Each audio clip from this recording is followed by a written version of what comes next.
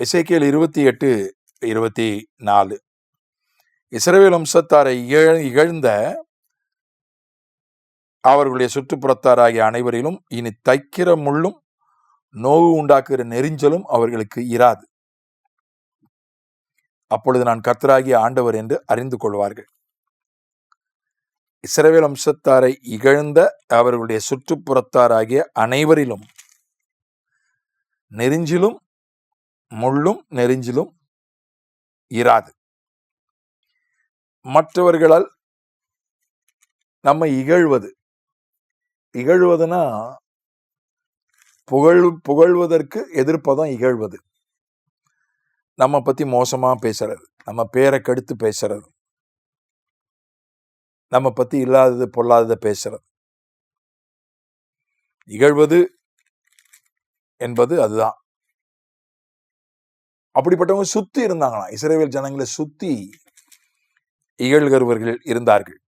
அவர்களை தான் அவர் தைக்கிற முள், நோவு உண்டாக்குகிற நெரிஞ்சில். சிலர் ஒரு முள்ளு குத்துற மாதிரி நம்மை குறித்தது மோசமாக பேசுவார்கள், மோசமாக எழுதுவார்கள். அல்லது இப்பதான் சோசியல் மீடியாவில் போட்டு விட்டுறாங்களே, ஒருத்தரை பத்தி பிரபலமா இருக்கணும்னு அவசியம் இல்லை, குடும்பத்துக்குள்ளேயே சில நேரங்களில் போட்டு விட்டுறாங்க. ஒரு உறவினர் இன்னொரு உறவினரை பற்றி சமூக ஊடகத்தில் அல்லது குரூப்ல போட்டு விட்டுறாரு. அது இகழ்கிறவர்கள் வேற எங்கேயோ இருக்கணும் என்று அல்ல, சுத்தியே இருக்கிறதுக்கு வாய்ப்பு இருக்கு. சிலருடைய இகழ்ச்சி அப்படி முழு குத்துற மாதிரி இருக்கும், சிலருடைய இகழ்ச்சி நோவு உண்டாக்கும், வலிக்கும். முள்ளு குத்துறது ஒரு பெரிய வலி கிடையாது, சுருக்கணும், அதுக்கப்புறம் ஏதோ எறும்பு கடிக்கிற மாதிரி இருக்கும், அதுக்கப்புறம் அதை எடுத்து போட்டுட்டோம்னா அப்படியும் இகழ்ச்சி உண்டு.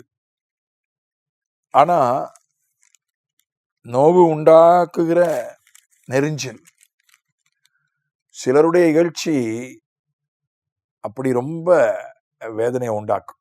நிந்தை என் இதயத்தை பிளந்ததுன்னு சொல்லி சங்கீதத்துல இயேசு கிறிஸ்துவை குறித்த ஒரு தீர்க்க தரிசனம் இருக்கு. எனக்காக பரிதபிக்கிறவன் உண்டோ என்று காத்திருந்தேன், ஒருவனையும் காணேன் என்று கிறிஸ்துவை பற்றிய ஒரு தீர்க்க தரிசனத்தை சங்கீதத்துல நம்ம வாசிக்கிறோம்.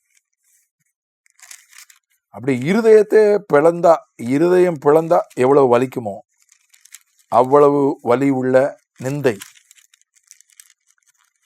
இப்ப யாராவது நமக்காக பரிதவிப்பாங்களா? ஐயோ, இப்படி இவரை போட்டு கேவலமா பேசுறாங்களே, கேவலமா எழுதுறாங்களே. 69ஆம் சங்கீதம் 20ஆம் வசனம், நிந்தை என் இருதயத்தை பிளந்தது, நான் மிகவும் வேதனைப்படுகிறேன். எனக்காக பரிதபிக்கிறவன் உண்டோ என்று காத்திருந்தேன், ஒருவனும் இல்லை. தேற்றுகிறவர்களுக்கு காத்திருந்தேன், ஒருவனையும் காணேன். இயேசுவை பற்றி தீர்க்க தரிசனம் 19, தேவரீர் என் நிந்தையையும் என் வெட்கத்தையும் என் அவமானத்தையும் அறிந்திருக்கிறீர். என் சத்துருக்கள் எல்லாரும் உமக்கு முன்பாக இருக்கிறார்கள். அவமானம், வெட்கம், நிந்த, இருதயம் பிளக்கிற அளவுக்கு ஒரு வேதனை. பரிதபிக்கிறதுக்கு யாரும் இல்லை, தேற்றுகிறவர்களுக்கு யாரும் இல்லை. இயேசு சிலுவையில யாராவது எனக்காக பரிதாபப்பட மாட்டாங்களான்னு இருந்தாராம். அவர் முழுக்க முழுக்க மனிதனானார் அல்லவா, எல்லா விதத்திலும் நம்மை போல ஆனார். அவரை சிலுவையில இருக்கிறவங்க கூட இகழ்ந்தாங்க. ஒருத்தன் தான் பின்னால மனம் மாறி அவரை ஏற்றுக்கொண்டான். போறவங்க வர்றவங்களாம் அவரை இகழ்ந்தாங்க, பரியாசம் பண்ணாங்க. எதிர்த்து பேசுறது இருக்கு பாருங்க, அது கூட பரவாயில்ல. ஆனா இகழ்வது இருக்குல்ல, அதாவது எதிர்த்து பேசுவது, வாதிடுவது, அது வேற, அது கூட பரவாயில்ல. ஆனா அவமானப்படுத்துவது, நிந்திப்பது, அது ரொம்ப ஒரு வேதனையான விஷயம். இயேசுவுக்கே வேதனையை கொடுத்தது. ஒரு ஊழியக்காரரு இன்னொரு பிரபலமான பெரிய ஊழியக்காரரை பார்க்க போயிருந்தார். அப்போ ஒரு மொட்டை கடிதம், அந்த காலத்துல எல்லாம் மொட்டை கடிதம் வரும், பேர் இல்லாம அட்ரஸ் இல்லாம கேவலமா திட்டி வரும். ஒரு மொட்டை கடிதம் அவருக்கு வந்திருந்தது. அதை படிச்சுட்டு ரொம்ப வேதனையா இருந்தாரு. பிரதர், இப்படி ஒரு மொட்டை கடிதம் வந்துருச்சுன்னாரு. உடனே இவர் சொல்லியிருக்கிறாரு, போன ஊழியக்காரரு, என்னென்ன ஒரு மொட்டை கடிதத்துக்கு போய் என்ன இவ்வளவு கவலைப்படுறீங்க அப்படின்னா, அவர் ரொம்ப, என்ன பிரதர், என் வேதனை உங்களுக்கு எப்படி தெரியும், இதை போய் நீங்க ஒண்ணும் இல்லைன்ற மாதிரி சொல்றீங்களா பிரதர், என் வேதனை உங்களுக்கு புரியலையேன்ற மாதிரி அவரு வருத்தப்பட்டார். இவர் வீட்டுக்கு திரும்பி வந்தா இவருக்கு ஒரு மொட்டை லெட்டர் வந்திருக்கு. அப்புறம் அதை படிச்சு பார்த்த பிறகுதான் அவருக்கு வேதனை ஆயிடுச்சான். என்னடா நம்மளை பத்தி இப்படி எழுதியிருக்கிறானே அப்படின்னு. அந்த காலத்துல ஃபேஸ்புக்கு, வாட்ஸ்அப்லாம், யூடியூப்லாம் கிடையாது. எல்லாம் மொட்டை லெட்டரு இப்படிதான். அப்புறம் இவருக்கு வேதனை ஆயிடுச்சு. அதனால அப்பதான் புரிஞ்சுதான், கர்த்தர் அதை தாங்குவதற்கு நமக்கு கிருபை கொடுப்பார், அதை ஆசீர்வாதமாய் மகிமையாய் மாற்றுவார் என்பது ஒரு பக்கம் இருந்தாலும் கூட, அந்த நேரத்துல அது சுருக்குன்னு குத்துது இல்லையா, அது நெரிஞ்சலா இருந்தா அது இன்னும் கொஞ்ச நேரம் வேதனை. நெரிஞ்சல் முள் இருக்கு பாருங்க, அது கூட கொஞ்ச நேரம் அப்படியே ஒரு வேதனை உண்டாக்கும்.